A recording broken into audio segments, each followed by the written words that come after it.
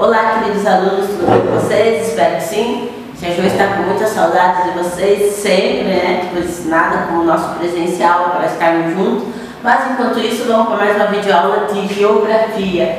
Hoje nós vamos aprender a parte de localização e o convívio do nosso lugar onde a gente vive. E também vamos reconhecer alguns pontos de referência que pode ter em nossa localização, em nosso espaço onde a gente vive, certo? Então, pontos de referência e localização. O que é um ponto de referência? Assim como os endereços são muito importantes para nos ajudar a localizar.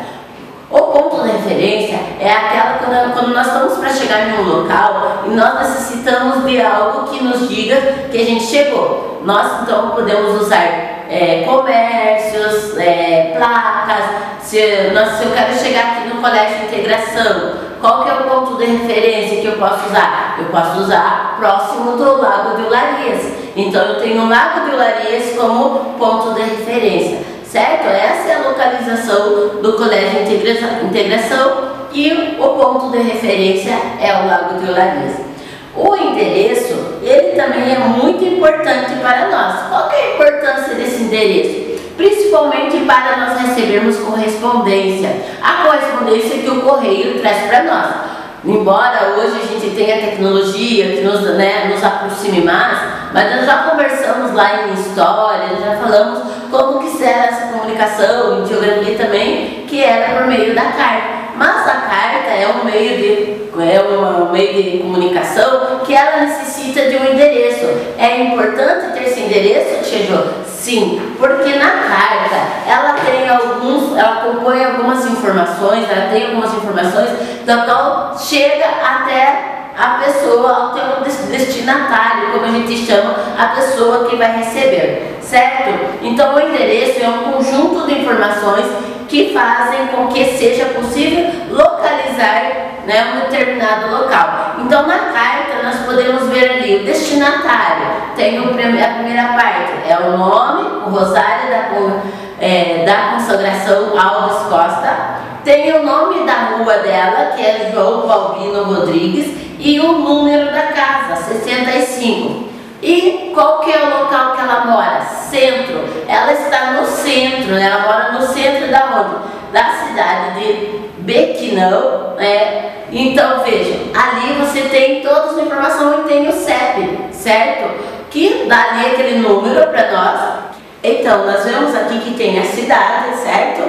E embaixo tem o CEP. O que é o CEP? É todos esses números que nós temos, né? São aqui, esses quadradinhos que nós temos um número. O CEP é um código que nós usamos, que é o código de endereçamento postal. E nós colocamos ele como uma sigla somente, que é esse número que todos nós temos para que a correspondência chegue na nossa casa. Então, essa é a importância do endereço para nós. Nem todo mundo tem endereço. Como assim, Tia Jo? Por que não tem endereço?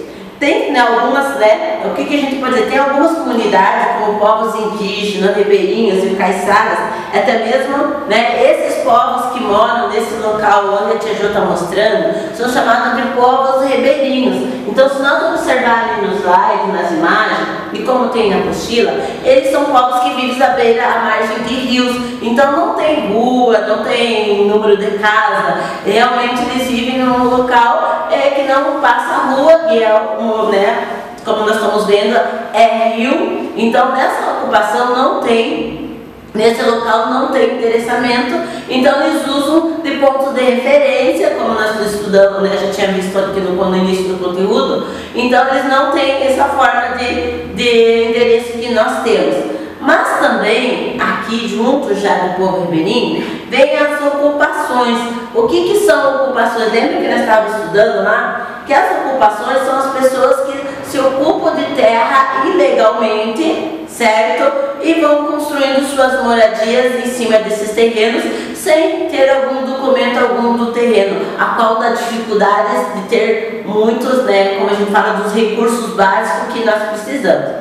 Então fala assim, nesse caso as correspondências e encomendas são entregues por serviços particulares ou então são retirados pelos moradores em agências dos Correios mais próximas. Então ele fala, como não chega uma correspondência, ou não tem um endereço mesmo, não tem número da casa, não tem nome da rua, então quando eles necessitam desse serviço por correspondência, tem a agência dos Correios, que são responsáveis pelas correspondências que chegam até nossas casas.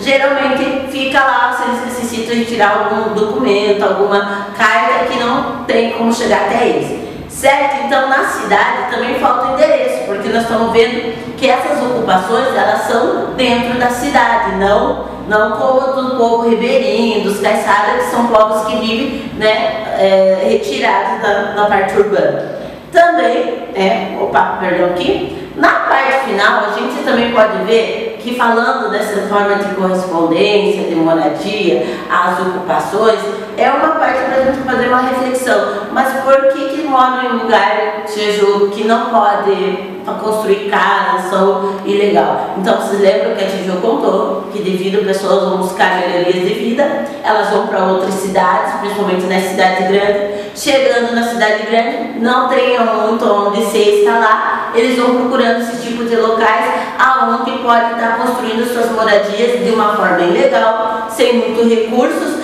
como é no caso da imagem aqui que nós mostramos.